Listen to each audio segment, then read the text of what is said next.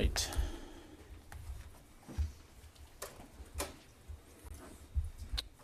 Thank you for your patience. Well, good afternoon, everyone. I have a fair amount to pass along to you before we kick things off, so thank you in advance for your patience here. First of all, as you're aware, DoD announced last evening the 21st presidential drawdown of security assistance valued at up to $600 million to meet Ukraine's critical security and defense needs. Notable capabilities include additional HIMARS ammunition, precision-guided 155 millimeter artillery rounds, counter-unmanned aerial systems, mine-clearing equipment, night vision devices, and cold weather gear for use as winter approaches. In total, the United States has committed approximately $15.1 billion in security assistance to Ukraine since the beginning of Russia's unprovoked and brutal invasion on February 24th, and approximately $17.9 billion since 2014. To meet Ukraine's evolving battlefield requirements, we'll continue to work closely with our allies and partners around the world to support Ukraine as they defend their country against Russian occupation. And on that note, I'd flag that in coordination with NATO, the U.S. will host a special session under the auspices of the Ukraine Defense Contact Group with senior national armaments directors on September 28th in Brussels. They'll discuss how our mutual defense industrial bases can best equip Ukraine's future forces with the capabilities that they need to defend their country. I know that Under Secretary of Defense for Acquisitions and Sustainment, Dr. LaPlante, touched on this a bit during his briefing last week, but we'll be sure to keep you updated as we have more information to provide on this important international effort. Separate but related, earlier this week I was asked about the status of NASAMS deliveries to Ukraine under the Ukraine Security Assistance Initiative, or USAI. Since then, I've received an update that I wanted to pass along. We're tracking that 2 NASAMS are expected to be delivered within the next 2 months or so. These defensive systems will further contribute to protecting Ukrainians from enemy air threats to include aircraft, unmanned aerial vehicles, and missiles. Before I conclude and take your questions, I do have a few other items to provide. Today, the U.S. and Republic of Korea are conducting the bilateral Extended Deterrence Strategy and Consultation Group meeting at the State Department. The DoD delegation is led by Dr. Colin Kahl, the Undersecretary of Defense for Policy, and this is the first EDSCG meeting since 2018. The consultation group provides an opportunity for our 2 governments to discuss peace and security on the Korean Peninsula and in the Indo-Pacific. Also this morning, Secretary Austin hosted our annual POW MIA recognition ceremony in the Pentagon Hall of Heroes. More than 80,000 American service personnel are missing from previous conflicts, and 38,000 are estimated to be recoverable. The Defense POW MIA agency remains relentless in its mission to provide the fullest possible accounting to their families and the nation until they can be brought home. It is important to Secretary Austin that we took the time today to recognize and honor the sacrifices of our service members and their families. I also want to highlight that this month is Suicide Prevention Awareness Month.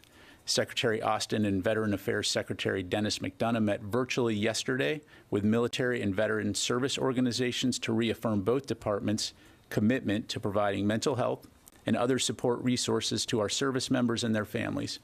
As Secretary Austin has said many times, mental health is health, and we always encourage service members and veterans to reach out for help and seek the care they need.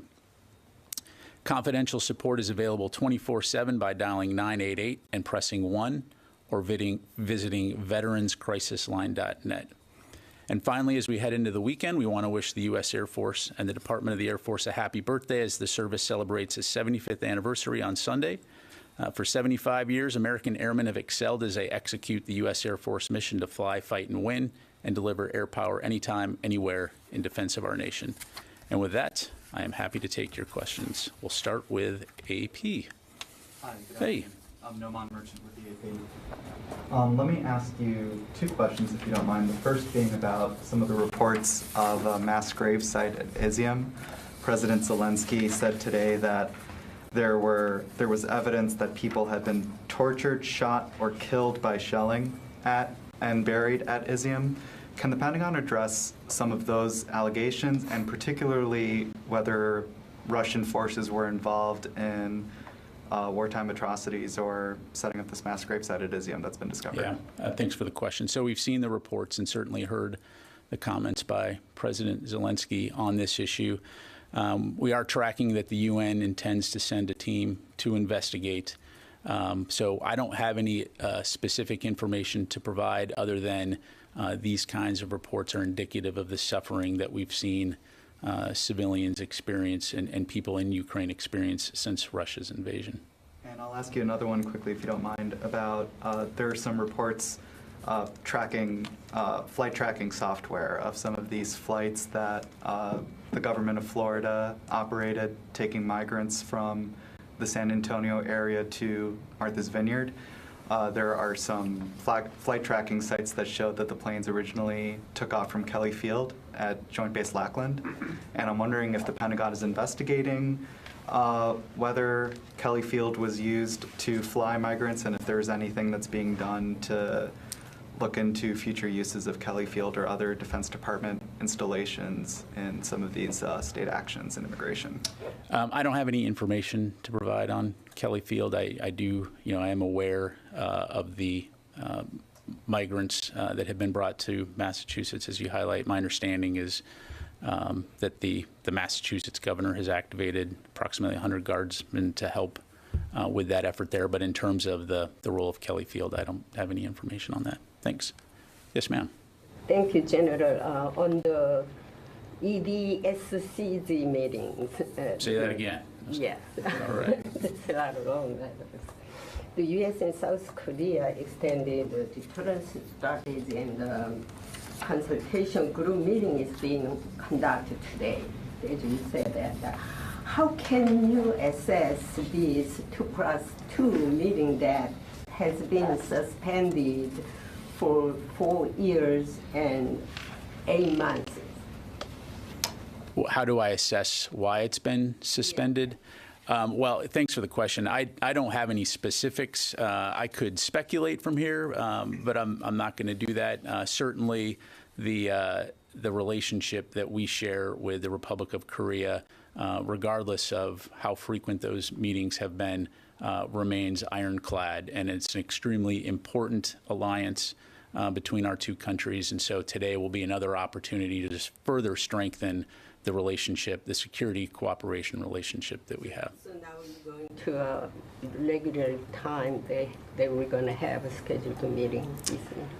My understanding is that we will continue to have these meetings on a regular basis, and we'll be sure to keep you updated on that front. Let me go to Sylvia here. I'll come back to you. Let me go to Sylvia here. Thanks. Thank you. I would like to go back to the Lackland Air Force Base. Are you saying that because it was the National Guard activated by the governor, it's a normal procedure that an Air Force base is used for a political reason? No, I didn't say that, and I don't mean to insinuate that. We'll look into what exactly the situation was at Kelly. I do know, and again, I'm speculating here, there could be a variety of factors in terms of air bases. Are they dual use? Is there a civilian component to it? Just because, and again, this is a broad generalization, just because aircraft are taking off from a location does not necessarily mean that there's DOD involvement. But again, we'll look into that and come back to you. Laura? Yeah, thank you. I just wanted to follow up on the Claymore mines in this latest package. I know that President Biden banned most landmine use except for in Korea, I believe. So can you just explain why those Claymore mines are in there and whether that falls under the policy? We'll check on the policy, but obviously all of this equipment is intended to assist the Ukrainians in their offensive operations against Russia and to help them take back their territory. Yes, sir. General, thank you. My audience is in Ukraine, and you may imagine how sensitive they are to any articles or rumors that U.S. possibly might not provide enough military equipment. And it is an article published yesterday in Foreign Affairs and shared by the propaganda, telling that, I'm quoting, U.S. officials warned that the extraordinary levels of military support the United States has sent to Ukraine over the past 6 months will be impossible to sustain as U.S. military stocks begin to dwindle and they're quoting the former U.S. ambassador to NATO. Can you comment on this? Sure. I think all along we've highlighted the fact that this is an international effort. There's not any one country, to include the U.S., that's supporting Ukraine. And so as evidenced by things like the Ukraine Defense Contact Group that was held recently at Ramstein and future opportunities, we'll continue to examine what type of capabilities we can mutually provide to Ukraine, while at the same time, for our own U.S. military, we have systems in place and processes in place that take a very close look at, as we draw down our own stocks, what do we need to do to ensure that we continue to replenish? The bottom line is that U.S. readiness, U.S. military readiness, is not in jeopardy or close to being in jeopardy, and we're confident that we can continue to support Ukraine in their fight going ahead. Thank you. Sir. Thank you very much. I want to ask you about the Secretary's meeting with Japanese Defense Minister Hamada this week. After the meeting, Minister Hamada said Secretary Austin strongly supported Japan having a new long-range strike capability. Does the Secretary believe such a new long-range strike capability would reinforce significantly U.S.-Japan collective deterrence against China? Well, I think, first of all, Secretary Austin very much enjoyed his time with the minister this week and having the chance to talk. The relationship that we have with Japan is one of our strongest in the world and in the region in particular. And so anything that Japan or our allies in the region can do to help strengthen the deterrent and enable security and stability in the region is very welcome. Thank you. All right, now I'll go back to you. Thank you. Follow up that ED, that's long editor anyway. Yesterday, the B-52 strategic bomber was shown the South Korean EDSCG groups. This team shown this at the Andrews Air Force Base. What symbolic significance does this give? I don't want to read into or try to speculate about that, other than to say that it is the Air Force, U.S. Air Force's 75th anniversary. There is a variety of aircraft that we have out at Joint Base Andrews this weekend as part of that celebration. The B-52 certainly provides unparalleled capability in terms of global strike and deterrence.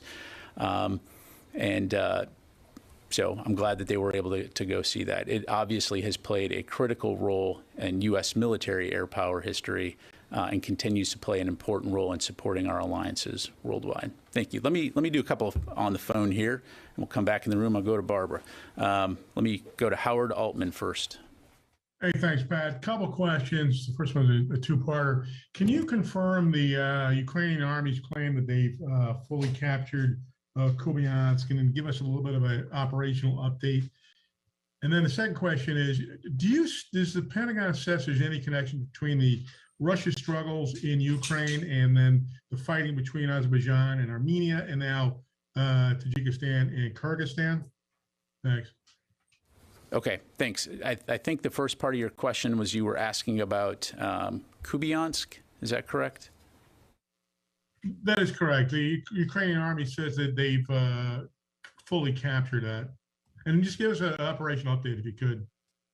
Okay. Well, at the end of the day, in terms of, granular details, Howard, I'd say we'll let the Ukrainians talk to the specifics of their operation. Generally speaking, as I mentioned earlier, we have seen them make some advancements in the north, in the Kharkiv region. The Ukrainians continue to conduct their counteroffensive operations, which are, again, primarily up in the north in Kharkiv and then in the south in the Kherson region. In the north, what we assess is that the Ukrainians are consolidating their gains after taking back significant territory, and that the Russians are attempting to shore up their defensive lines after having been pushed back. In the south, the Ukrainians continue to make what we would assess as deliberate, calculated forward movement, as the Russians continue to try to hold that line. As always, our focus continues to remain on providing them the support that they need in their fight, as evidenced by our announcement last night on the PDA. In terms of Armenia, we are aware of the reports. My understanding, just based on press reports, is that there is a truce. Certainly, we would echo what the State Department has said, is that there is no military solution to conflict, and we would call for an immediate and full cessation of hostilities. Thank you. Let me go to Barbara. General Ryder, you said that, and quoting you, we'll look into exactly what the situation was at Kelly. Can we get a little more precision on a couple of key points? When you say that, is that the Pentagon that's going to look into it? Is it the Air Force? Who's looking into it? What do they need to know? What do they need to find out? Can you tell us if it is a joint use base? Would those flights have had to have been cleared by any military air traffic control element? Same thing in Massachusetts.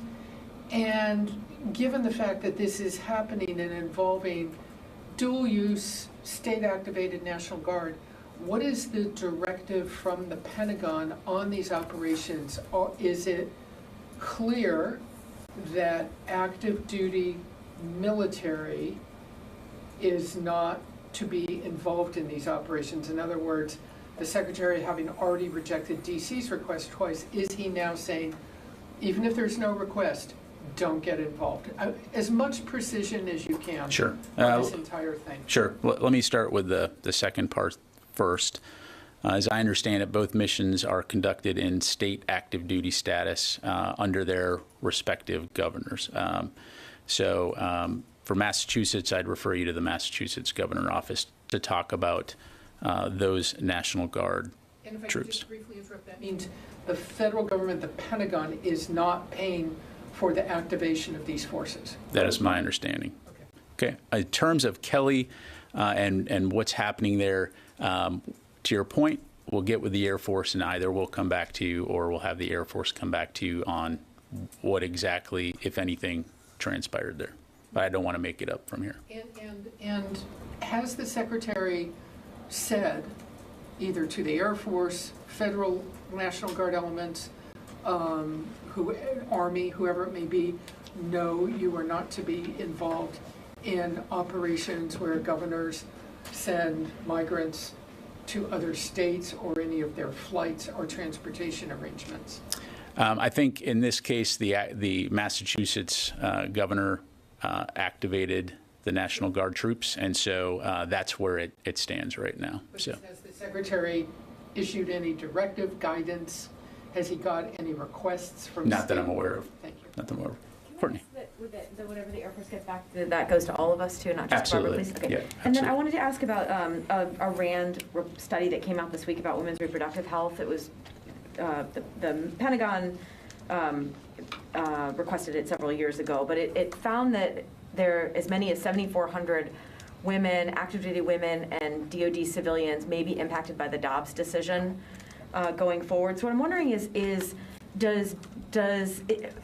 where can you update us on where things stand with that in the military and the Pentagon? Have there been cases where women have, where DoD has supported, as the Austin memo said after the decision was made public, where DoD has supported moving women to other places so that they can get care? Have there been any physicians at military treatment facilities that have been subject to state laws and maybe prosecuted? DoD's had to provide counsel. Another thing that Secretary Austin, or I'm sorry, it wasn't Austin's memo, it was personnel. Another thing that memo laid out. I guess if you could just update us on where that stands. And do you expect any changes or any additional guidance on abortion care and reproductive care for women going forward? Thanks. Yeah, thanks, Courtney. So first of all, there is nothing more important to the Secretary and the Department of Defense than the health and well-being of our service members. In terms of policies related to Dobbs, for now, our current policy of providing covered abortions remains in effect in accordance with federal law. I don't have any specific individual cases to talk to you about.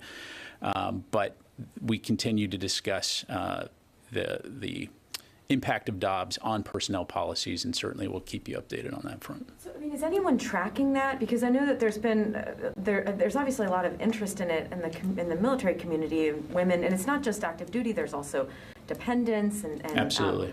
I mean, is anyone at the DoD level tracking whether this is actually having an impact on? I would say yes. I mean, this continues not only within the Department of Defense, but all the services to be an active conversation in terms of what do we need to do to ensure that we are taking care of our members and their families and looking at those policies. So again, when we have more details to provide, we'll make sure we keep not only you updated, but the members of our force. So just to be clear, so it's at this point you're not aware, or the Pentagon isn't tracking any cases where women have been denied care, or there have been issues with providing women with abortion services? From this podium, I'm not currently tracking any cases. That doesn't mean there aren't, but I'm not tracking those. So again, we'll be sure to keep you updated. Okay, let me go back out to the phone. Tara Kopp from Defense One. Hey, thanks for doing this. Just a follow on the migrants and Guard. Could you also look specifically into the use of Guard aircraft and whether there's an overarching Air Force policy, DoD policy on the use of on any sort of aircraft? And then secondly, on the drawdown, and just if that could first one could be taken for everybody.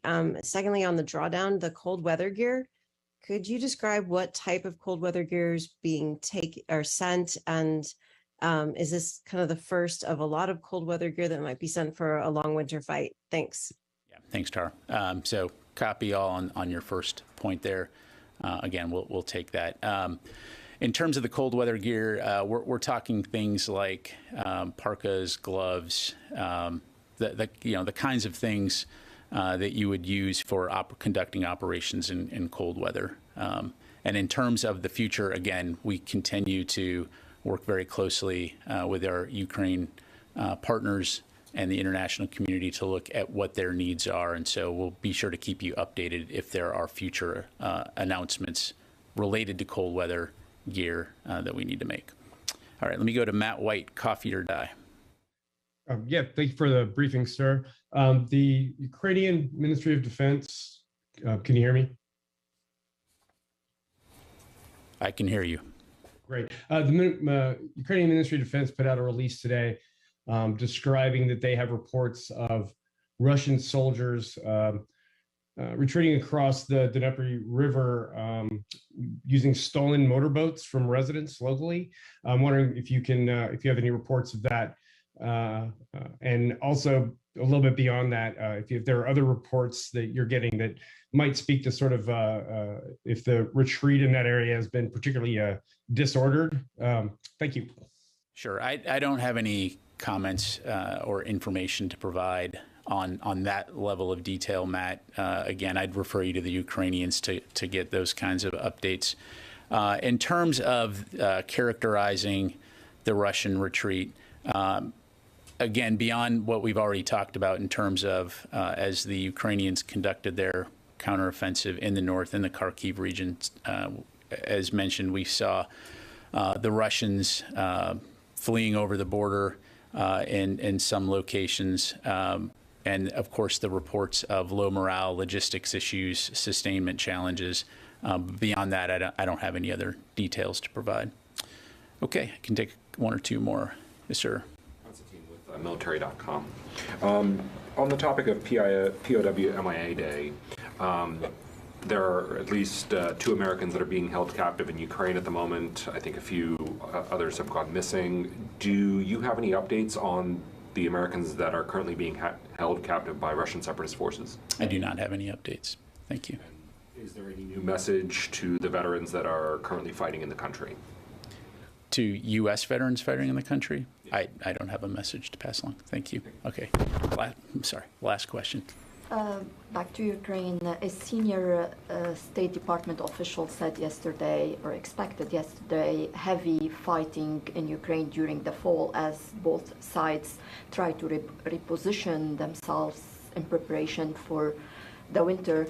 Also, he said, despite the progress made by the Ukrainians recently, the war is far from its end. Do you agree with this assessment? So I'm, again, not going to try to speculate and put a timeline on this conflict, other than to say, again, we believe that this will continue to be a tough fight. Certainly we've seen the Ukrainians have some success, and we'll continue, our focus will continue to be on supporting them in their fight. But we do anticipate that this will continue to be a very tough fight. And the only thing that could shorten it would be if the Russians decided to do the right thing and withdraw their occupying forces from Ukraine. Thank you very much, ladies and gentlemen. I appreciate it.